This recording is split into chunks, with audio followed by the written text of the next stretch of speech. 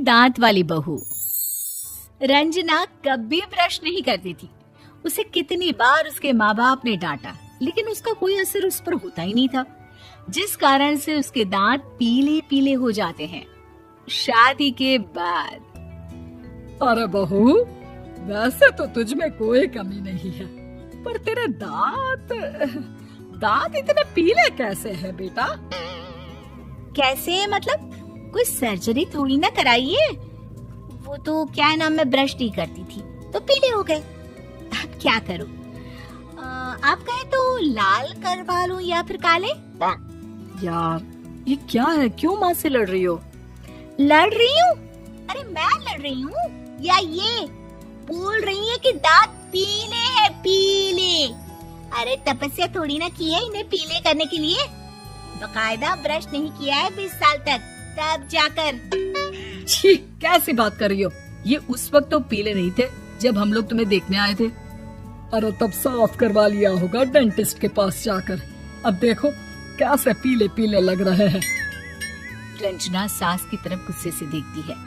फिर शुरू हो गई पीले पीले पीले। अरे पीले तो तब भी थे जब मेरे हाथ का रसगुल्ला उड़ा उड़ा कर खा रही थी और बोल रही थी, लड़की नहीं गुणों का खजाना दे रहे भाई साहब आप। खैर अब वो लोग करते भी तो क्या करते, पीले दांत वाली बहू पल्ले पड़ी थी तो झेलना तो था ही। एक दिन कीर्तन में रंजना गाना गा रही थी। अरे कमला बहन, माँ का द्वार है, यहाँ तो सब शुद्ध होकर आते हैं, फिर अपनी बहू को ब्रश भी नहीं करवाती तुम। दूर से पीले पीले दांत भक्ति में बाधा उत्पन्न कर रहे हैं। अरे कोई 2 साल के बच्चे थोड़ी ना लेकर आई हूँ मैं बहू बनाकर। अच्छी खासी लड़की है, अरे कैसे करवाऊं ब्रश? ये तो उसे खुद करना चाहिए ना। अब माँ बाप तो इसके जैसे तैसे निपटा दिए, ये नहीं सोचा कि सास कैसे संभालेगी। सास बहू को लेकर घर आ जाती है, लेकिन सोच लेती है कि अब इसे लेकर कहीं नहीं जाएगी। अगले रोज बहू कहती है, अरे क्या हो गया, मंदिर नहीं जाना क्या? कीर्तन का वक्त हो रहा है। मेरी मधुर वाणी से कान्हा जी जागते हैं और सोते हैं। आप तो जानती है ना उनकी भक्ति में कितना मन लगता है मेरा। वो क्या है ना, तबीयत ठीक नहीं लग रही है मेरी, आराम करूंगी मैं। तबीयत ठीक नहीं लग रही? अभी तो मिथुन के गाने पर नाच रही थी आप, और अब बोल रही है कि तबीयत ठीक नहीं लग रही। अरे भक्ति में मन लगा लो सासू माँ, ऊपर जाना है, क्या मुंह दिखाओगी आप? हाँ? सास को बहू की बात पर गुस्सा आ जाता है। मैं क्या मुंह दिखाऊंगी, इसकी चिंता तो ना कर, समझी? अपने मुंह की चिंता कर, जो ये पीले पीले दांत लेकर हर जगह पहुंच जाती है। पता है लोग कितना मजाक बनाते हैं। ना जी ना, मैं नहीं जाना कहीं तेरे साथ। तो ये बात है। कोई ना, मत जाओ, मैं अपने कमरे में ही बैठकर भक्ति कर लूंगी।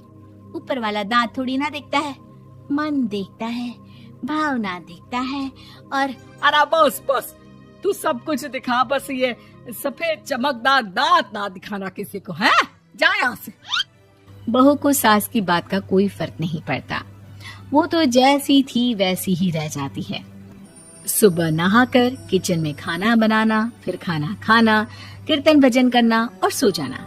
एक दिन, माँ जी मैं सहेली के घर जा रही हूँ, शाम को लेट आऊंगी।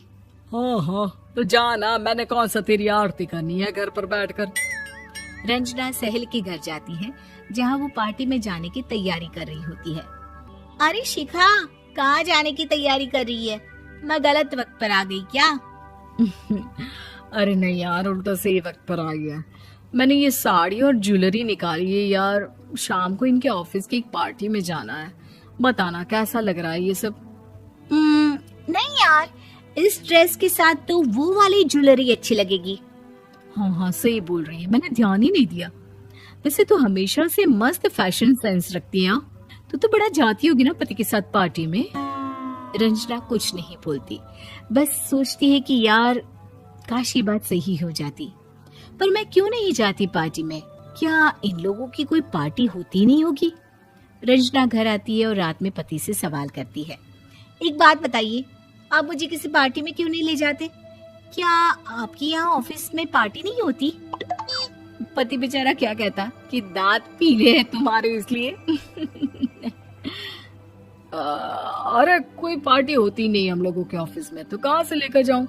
और मार्केट, मॉल, कहीं वीकेंड घूमना, कहीं तो। अरे यार, सारे हफ्ते में एक छुट्टी मिलती है, तो सोचता हूँ कि आराम ही कर लूं। क्यों? रंजना मन मार के रह जाती है। पहले कभी सास के साथ मंदिर जाया करती थी, लेकिन वो भी सास ने ले जाना बंद कर दिया। घर बैठी बैठी रंजना बोर हो जाती है। तभी उसे आइडिया आता है और वो मायके जाने का सोचती है। सासू माँ, 2 दिनों के लिए मम्मी के घर जा रही हूँ। अच्छा अच्छा, ठीक है, आराम से जा। और हाँ, माँ से कुछ अच्छी आदत सीख कर आना कि कैसे शरीर के हर भाग की तरह दांतों की सफाई भी जरूरी होती है, समझी? शुरू हो गई ना आप। वो लोग आपकी तरह नहीं है कि छोटी छोटी बात का बतंगड़ बना दे। उन लोगों के लिए मैं मायने रखती हूँ, ना कि मेरे पीले पीले दांत। रंजना माँ को बिना बताए उन लोगों को सरप्राइज देती है, लेकिन जैसे ही वो दरवाजे पर पहुंचती है, अंदर देखती है कि घर वाले कहीं जा रहे होते हैं। अब माँ, काश रंजना दीदी के दांतों वाली प्रॉब्लम नहीं होती, तो वो भी हम लोगों के साथ चलती ना बुआ जी की बेटी की शादी में। हाँ बेटा, लेकिन अब उसे कौन समझाए कि उसको उसके पीले दांत नहीं दिखते, लेकिन उसके आसपास के लोगों को कितना एम्बैरेसिंग फील कराते हैं। मुझे तो कितनी बार उसके स्कूल की टीचर ने शिकायत की कि उसके साथ कोई लड़की बैठना भी नहीं चाहती, और ना ही कॉलेज में कोई उससे बात करना चाहता था। लेकिन पता नहीं क्यों उसे ये बात समझ में ही नहीं आती। कोई कमी नहीं है उस लड़की में, बस यही कि दांत पीले हैं। वो तो भला हो जीजा जी और उनकी माँ का, जो दीदी को जैसी है वैसे ही रखा हुआ है। रंजना को अपने घर वालों की बात सुनकर बहुत दुख होता है। वो सोचती है कि वो क्या करे, लेकिन फिर वो सीधा डेंटिस्ट के पास जाती है, अपने दांत चमकाती है और कसम खाती है कि वो रोज ब्रश करेगी। अरे क्या हो गया? तुम तो 2 दिनों के लिए गई थी ना। पर कोई ना, अच्छा है, चलो आ गई तो। रंजना सास के सामने आकर खड़ी हो जाती है और पूरी स्माइल करती है, उसके चमकदार दांतों को दिखाती हुई। हैं? चले मंदिर? माँ, मुझे माफ कर दीजिए, मैंने आप लोगों को बहुत एम्बैरेसिंग फील करवाया। मैं आज से रोज ब्रश करूंगी।